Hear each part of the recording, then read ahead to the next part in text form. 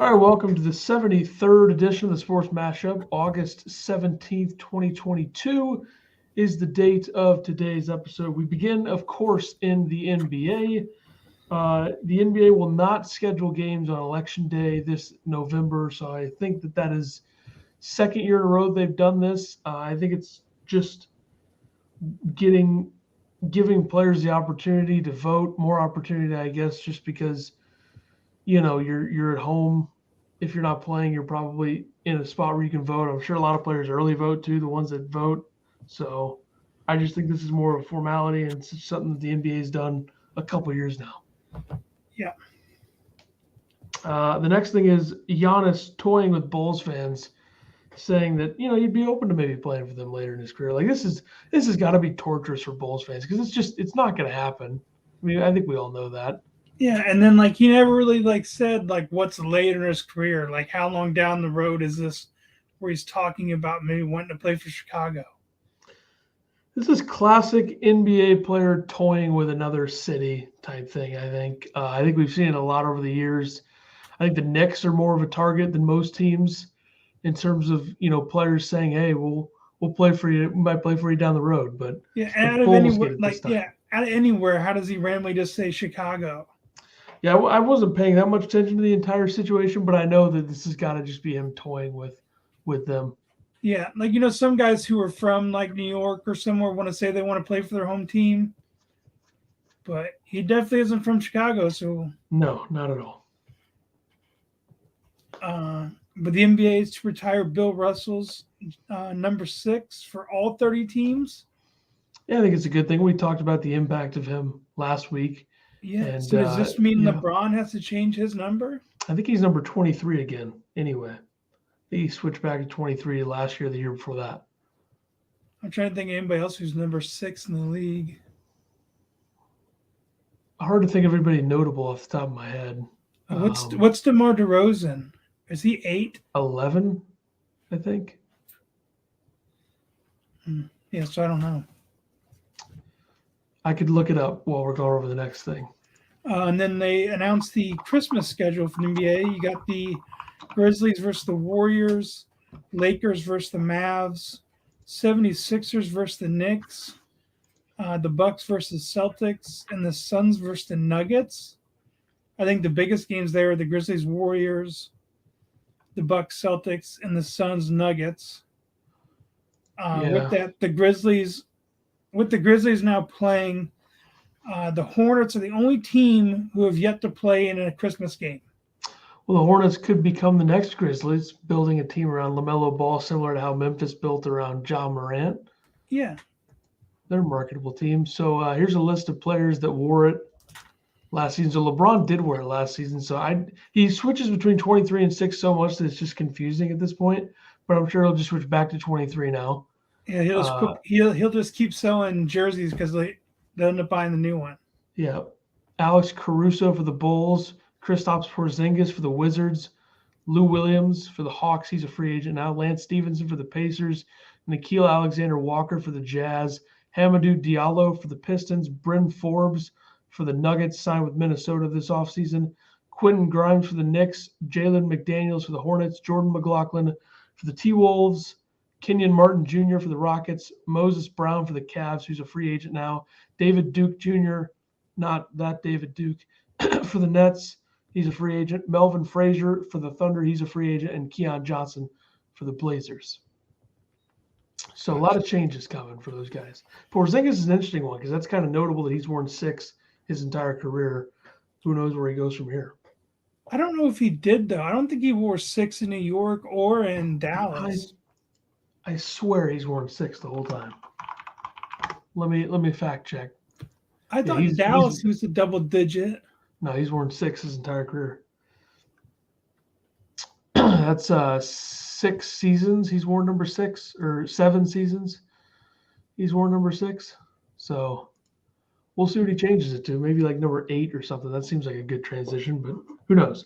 Let's go to the NFL. Training camp rolls on. Bears newly acquired wide receiver N'Keal Harry out for a decent amount of time after ankle surgery. So good trade there. Yeah, and then a former Bear, Steelers wide receiver Anthony Miller out for the season due to shoulder injury. So since the Bears wasted a high draft pick drafting him, I don't even know if he's played an entire season yet. He might have last year, but they were talking about how he had good chemistry with Trubisky and everything, was playing good and practicing good, and then now out for the season with a shoulder injury. 2019, he played every game. It was productive. 2020, he also played every game, but wasn't all that productive. And then the last couple seasons have been, I guess just unnotable because the Bears' offense has been that bad. Yeah, the other thing I think here is for the Bears with N'Keal Harry is like their wide receiver core is brutal. Like after Darnell Mooney, who's a stud, I think he's a top 25 guy easily. It's bleak. Like they don't really have a legitimate number two. I think N'Keal Harry would have been. I thought they got that guy from Green Bay. Equinemy St. Brown. I mean, he's got athletic tools, but I don't think he's more than a 3 or a 4, maybe a 2 there, I guess. But is he like a slot guy? He's a big physical body. I think he can really move around anywhere on the offense. But if you look at the Bears depth chart right now, I said this a couple weeks ago on here. There's not a bigger gap between the number 1 receiver and the number 2 receiver than the Bears, because right now you have Darnell Mooney as your number 1, you have Byron Pringle as your number 2, probably according to this depth chart. Velus Jones Jr., number 3. He's a Tennessee receiver. You have Equinemy St. Brown as your 4. And now with N'Keal Harry out, you have Dante Pettis as your 5, probably, or Tajay Sharp, David Moore. There's a lot of guys, Daz Newsome. There's a lot of guys there, but there's nobody that you can trust outside of Mooney, especially with a quarterback as young as Fields. It's going to be pretty hard to navigate. At least those are a lot of guys who have played in the league, like Tajay Sharp and who'd you say before that? I exited, but David Moore and Dante Pettis. Yeah, Pettis and Tajay Sharp at least have played in the league before. Yeah, I forgot where Pettis started. San Francisco, I believe. That's where I remember him at least. He also had the Dolphins place Adam Shaheen tight end on IR after voided trade. He failed his physical, needs knee surgery. He was traded.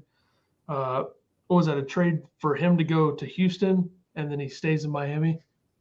Was it that, or was he going to the Dolphins? No, he's been on the Dolphins. He was on the Bears. He was supposed to be traded to the Texans, failed his physical. Yeah. Now out for the year for knee surgery. Good luck to him. Jets QB Zach Wilson had good knee surgery, supposedly just a trim on the meniscus, which is great news considering the first initial kind of thoughts and reports were possible ACL. I know Pro Football Doc, Dr. Chow on Twitter said ACL could, based upon the video that he saw, he thought ACL was a possibility, which he's usually not wrong. I'm sure he's happy to be wrong here because that would have been brutal for the Jets. Yeah, and that's what they said was just a trim on the meniscus, so possibly could miss 2 to 4 weeks. So I guess you're looking at probably if you don't have him, then I guess you go Flacco week 1 against the Ravens. And you got to go, if he's out 2 to 4 weeks, it's got to be Flacco. Especially against the Ravens. String. Mike White. Oh, yeah. If it's the Ravens, I think you got to go Flacco. I mean, I know that's not how they make their decisions, but it'd be pretty interesting to see. Well, you'd think you'd go with the more veteran quarterback. Yeah, but they did get a lot out of Mike White last year. But the thing is, the way but he had one good game, and then his next game, he threw a lot of picks. Well, no, it was the one great game against the Bengals, really good start against the Colts, then he got hurt, and then against the Bills, he was horrendous. So, yeah, I would think that they go with Flacco, but you never know. And also, they're not trading for Jimmy G, so we could just stop that now. That's not happening. Oh, I didn't even see that in the. People were saying that right away, probably because if it was an ACL for Wilson, then you probably consider it more. But since it's not, you don't consider it at all. I don't know what's going to happen with Jimmy G. I don't know. Maybe not even play. The Patriots put veteran cornerback Malcolm Butler on IR. Hip injury, maybe out for the season. They just sent him to a 2-year deal in March. So I didn't even know he was still playing. They just signed him in March to a 2-year deal. He played like 23 snaps in their preseason game, had like a fumble recovery, and he hasn't practiced since. So the last thing that I remember from him was Devontae Adams absolutely destroying him in December 2020 Sunday Night Football Titans Packers. That's the last thing I remember of Malcolm Butler. Then I think he was in Arizona, I think, and then he ended up in New England again. So I think that's how it went. So yeah, not great for him. And then Brady out for personal reasons, which I think he's supposed to come back after they play the Titans. But the coaches in the front office knew about this ahead of time. I know it's blown up on social media. As things usually do. If you bring up Brady, that's probably something that happens. But, I mean, it's what, his 22nd season? Or 23rd? I think it's a little more than that, yeah. But, I mean, so, yeah. I mean, the guy was there throughout training camp and everything. He's just missing 2 weeks of preseason. Yeah. Plus, you need these other younger guys that get more reps anyway. I mean, Blaine Gabbert doesn't need that many, but Ryan Griffin and Kyle Trask could use more snaps, more or less Trask. Because, I mean, Ryan Griffin's been their third string or practice squad quarterback for like 5 years now. Yeah, you definitely want to see what you have in Trask as much as you can. Because you know Brady's not really one to give the ball away in camp. He still wants to get reps. Yeah. Then a little fantasy football. I think right now it's just a little like if you were to draft now, there's so many questions because you don't know what guys are playing. Like you don't know with Deshaun what his suspension's gonna be or anything. There's still injuries that are possible. Yeah, it definitely puts a premium on waiting as long as you can to draft, especially this year. Like wide receivers. I mean, there's so many wide receivers and stuff that have been getting hurt. And like Aaron Rodgers came out saying he was kind of upset with his younger receivers on how many drop balls they had. He's like, it's not with Lazard, Randall Cobb, and Sammy Watkins, who he said had his best reps the other day. It's the younger guys. I think that's a good thing for them because they'll figure it out. Yeah. Especially Romeo Doubs. I think Romeo Doubs is going to be – I like Christian Watson, but I think Romeo Doubs is going to be the best out of those. There's so many uncertainties. There's still guys who can get signed. Like you don't who was it? Hollywood Brown. Have even came out how long his suspension was? I didn't see anything about that. Who was it we talked about last week that was caught speeding or whatever? Good question. I don't think I remember. I don't remember either.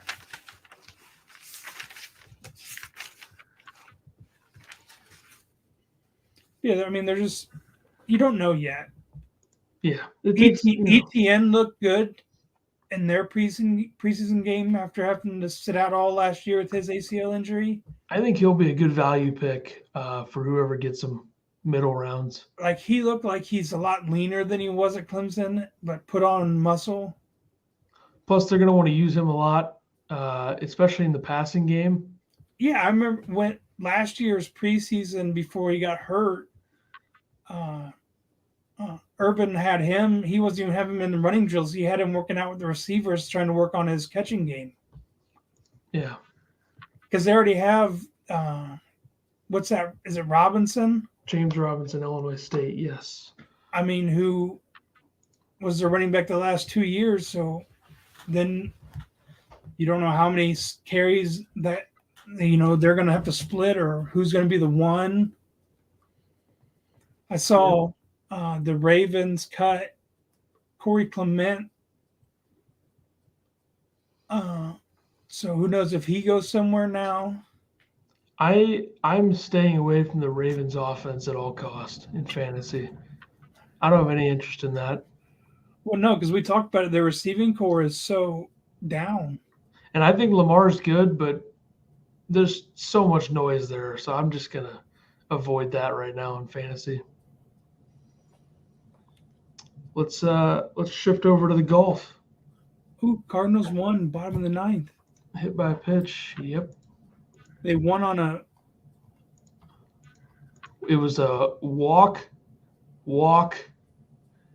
bunt, single, hit by pitch. Game over. So there's the Rockies for you. Back-to-back pitch or hit by pitches for O'Neill. Yep. Yeah, so last weekend you had the FedEx St. Jude Championship. The winner was Will Zalatoris. Won on a one-hole playoff against Sepp Straka. Won $2.7 million, shot 15 under. I saw you tweeted something about why is Will Zalatoris here. Which tweet? It was about Zalatoris, something about like why is he here or something. I was talking about because he was about to. I think I was talking about the on the third playoff hole when the ball was against like the brick, and he was about to hit that instead of just taking the drop when Straka was already going to make a double. I think that's why I tweeted, "Why is he hitting this?" or something. So yeah, very pumped for Zalatoris. Long time coming. Had a great season. A lot of runner-up finishes. Finally gets it done. Didn't look like he was going to get it done with the way the playoffs started, but he got it done.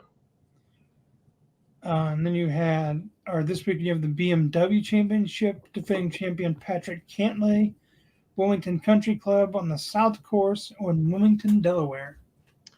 Yeah, we'll make our picks for that later. Second leg of the FedEx Cup playoffs rolling on. Over to college basketball, where Michigan State head coach Tom Izzo gets a new 5-year, $31 million extension, $6.2 million per year after a solid season for them. I believe they lost in round 2 to Duke. Not a very good roster last season.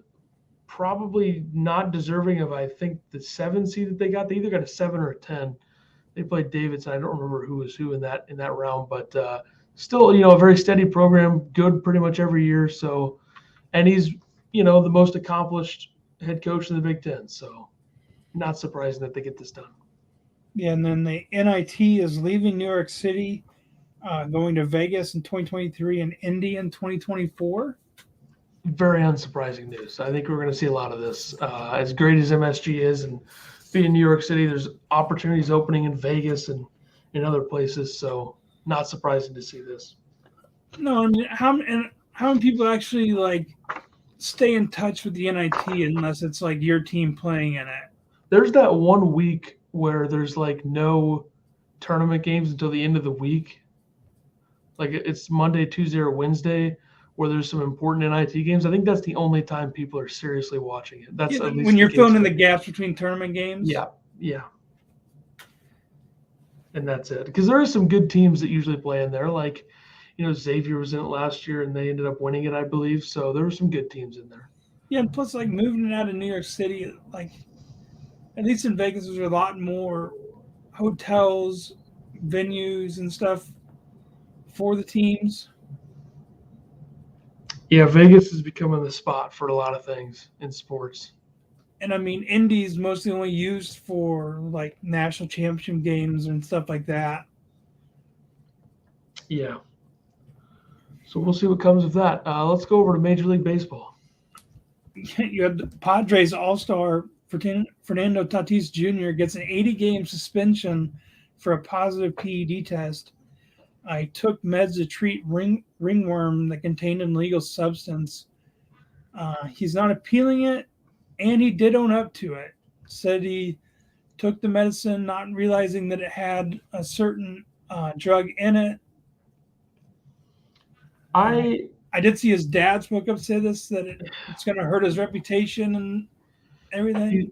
His dad was saying that baseball is going to lose millions of fans because of this. I think that's a bit of an over-exaggeration. But I'll say this. I never believe players when they say, I didn't know what I was taking, just because everybody says that. And it doesn't do anything. Like, yeah, maybe you didn't know, but it doesn't change anything. Nobody's ever been unsuspended because of that. Like, it's a played out excuse that every player uses. And you got to think too, it's like, if he's getting, like, no way you're just going to like the drugstore and finding something to treat ringworm off the shelf. You're getting that prescribed, and you're telling me the team doctor isn't the guy prescribing that who would know what's in that drug? Yeah, and also, not to mention the maturity issues with Tatis. Like the reason that he hasn't played this season was because of a motorcycle accident, multiple motorcycle accidents, hurting his wrist. That's the reason he hasn't played. Just listen to what his teammates said, like Joe Musgrove, Mike Clevenger. They were calling him out. So clearly an issue here with him. Well, and I saw a video, even like when he does play short, he's so inconsistent on throwing the ball to first base. Yeah. I mean, clearly something here. So we'll see, I guess. I mean, this makes a big change too, because you thought with them having Machado, him, and Soto in the lineup with Josh Bell, that their front half of the lineup was going to be solid. So now you have a different outlook for them in the postseason. I think right now they would be lined up with the Cardinals if it came to it in the first round. I like my chances there personally, but I will say this. I think the big thing here is he's going to miss like 40 games next season. So how do you navigate that now if you're the Padres? That's another issue you run into. Yeah, because, I mean, how many games are left in the season? I don't know, but I think I read it was like 42 games next season that he's going to be out for. So that hurts unless they make a deep playoff run, correct? I don't think that comes into effect here. I think that's just he's ineligible for the postseason, so there's no suspension in the postseason. He just can't play. Like the postseason games don't count. Oh, okay. So it's 80 games, 33 games next season. Without pay, miss the remainder of this season. Okay, you're actually right. Any games the Padres play in the 2022 postseason will count towards suspension, which is surprising. That seems kind of stupid. Why don't they just make it a set amount and then make them ineligible from the playoffs? Doesn't make any sense to me, but I don't think they're going to make that deep of a run without him. Even if they do play the Cardinals in a 7-game series and say it goes game 7, he's still missing 26 next year. Either way, he's going to miss probably 20 plus unless they win the World Series, I guess. Yeah, he's missing the first month and a half. Not ideal. And then the Pirates infielder Castro did get a 1-game suspension for his phone. So stupid, I don't even think we need to talk about it. They did call it, instead of a suspension, they called it a ban. Like it's a suspension. I'm sure he had some sort of elaborate scheme going against the Diamondbacks with his cell phone. No, God. But I mean, we did talk. I said last week, like, I could see something coming from it. It's surprising it took a week for them to come out and say this. Well, it's a Rob Manfred run league. What do you expect? So we also had the Field of Dreams game, which was a complete flop, in my opinion. What did you expect with those two horrendous baseball teams? I mean, you had the cool entrance. Yeah, that's all great. I mean, last year was so much better, though. You had Griffey you had both Griffeys throwing the ball in the outfield. You had the older Reds players throwing out the corn cob and the baseball to start the game. The jerseys look sweet. That's about as much as you got out of the game. There wasn't much to it. Because both Cubs got up in like the 4th, and that was pretty much it. Yeah, terrible. They got to pick better teams for that next year. I want if we want classic teams, I think next year you go with something like Dodgers Giants. Because how many years has there only been 2 games there? Yeah, White Sox, Yankees, Cubs, Reds. The other one got the Cubs were supposed to play in it before, and that was the COVID year or whatever, right? I don't remember if that was. I guess, yeah. I think that's why they got put in this one, because they were supposed to play in the first one, and it got canceled because of it. I don't remember. But, next year you got to get some good teams in there and classic teams because that's what they're doing here. So I think Dodgers, Giants, Giants, Cardinals, Dodgers, Cardinals. It's not going to be the Cardinals because the Cardinals are playing in London next year. But Dodgers, Giants seems like a perfect matchup to me. Or like Red Sox, Dodgers, Red Sox, Giants, something weird, but classic teams. So, and you can't put the A's in there because they're terrible. Red Sox, Yankees? I don't know if they'll want the Yankees to do it 2 times in 3 years, though. Yeah. I think Dodgers Giants is the perfect matchup. Knowing how they run Major League Baseball, that won't happen. But yeah, Maybe Red Sox Orioles. maybe. I think it depends on how the Orioles look. It probably doesn't, but I think it would for me. Well, I mean, those two. Every time they play, you don't know who's winning. It's not like it's a given this year. Yeah, that's true. Speaking of the Dodgers, Walker Buehler, starting pitcher, one of their better starters, will have season-ending elbow surgery, so a big loss there. Yeah, but their young starters are pitching like crazy. Anderson and Gonsolin. Yeah. Plus, you still have Urias there. Kershaw will be back at some point. A lot of lefties, but still a quality rotation, a great lineup, and still the best team in the league, in my opinion. 80 wins already. Whatever happened to their starter that had the red hair? Dustin May. Yeah, whatever happened to him? I think he's been hurt. I think he's another guy that could be back. Yeah, they're reinstating him on Saturday. So he's been out for like a year and a half or longer. Yeah, he pitched 5 games last season. 2.74 ERA. He's been fairly elite in his opportunities at the big league level. So, yeah, they'll be fine. They got a lot of depth, and their lineup's too good. And then we got our players of the week. I'm going Albert Pujols. Big week for him. He's been really good for the Cardinals over the last 24 games. Last week, 7 for 14. That's a 500 batting average. That's a 1,714 OPS. 3 home runs, 6 RBIs, including 2 big ones on Sunday. I went with Colorado shortstop Jose Iglesias. 7 for 17, 4 runs, 1 double, 5 RBIs, no strikeouts in that week. And also, he's versus the Cardinals before today, he was 7 for 10. Yeah, that's pretty good. Pretty good.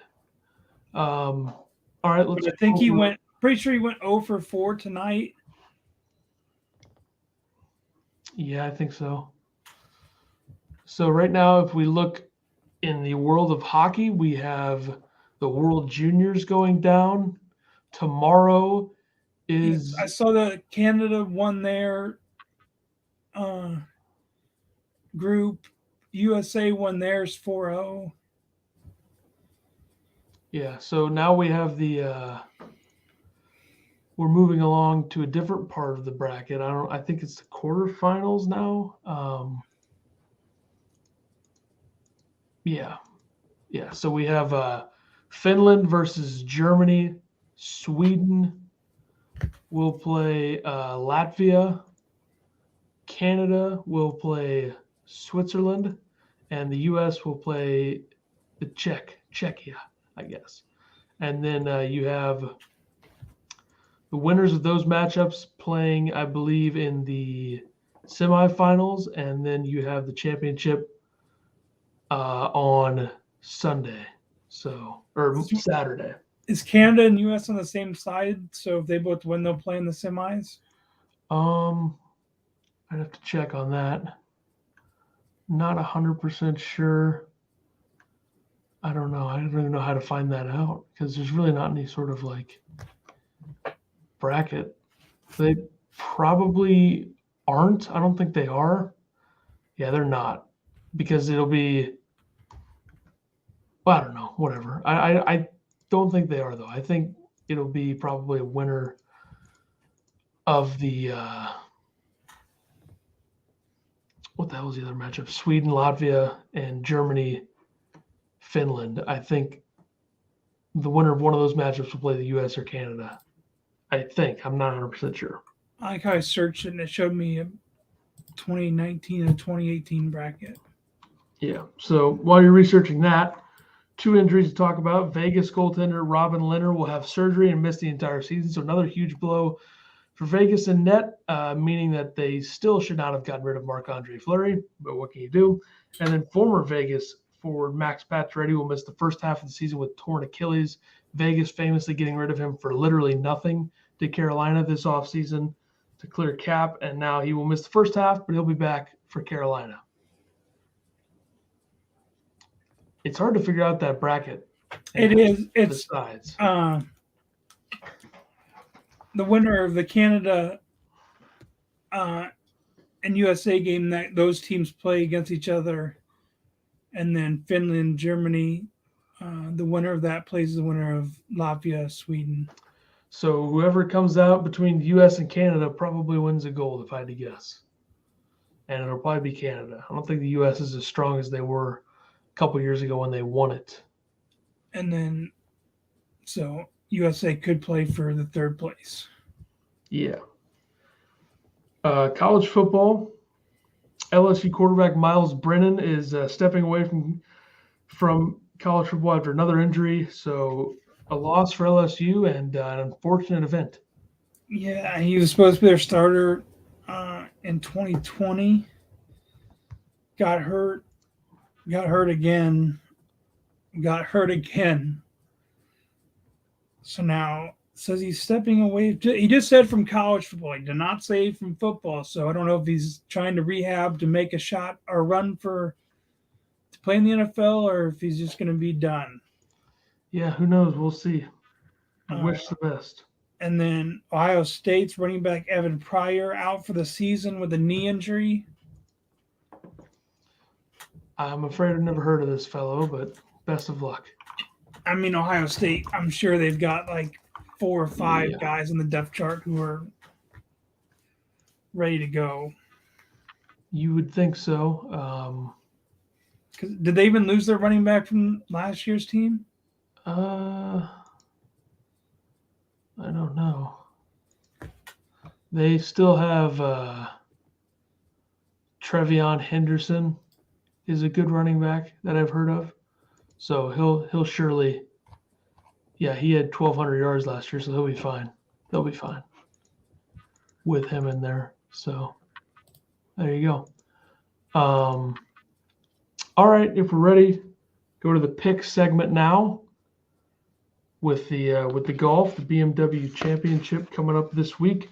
Last week, once again, another one I don't want to talk about. 1-5 for me. Tony Finau, top 5 was my only win. I went 0-5 in baseball, so I'd just throw whatever at the wall, see if it sticks now for baseball. Because what a joke! They got 7 running backs on their roster, and Trevion Henderson's a good one, so they'll be fine. And he's only a sophomore, and so is Pryor. They only have 1 junior running back. The rest are sophomores and freshmen. Yeah, they'll be fine. What did you say you went last week? 1-5, terrible. I went 7-1. I went 4-1 in baseball, and then I hit on John Rahm, top 20, Matthew Fitzpatrick, top 10, and Morikawa, top 5. They all tied for 5th at 11 under. And then I had Tony Finau to win. He tied for 5th as well. And then Cantlay shot 200, tied 57th. And then Rory shot 1 under and didn't make the cut. Brutal. Yet he has great odds to win this week at the BMW Championship. Yeah, had the highest odds to win, but he hasn't been doing that well. All right. Who do you got this week at the BMW?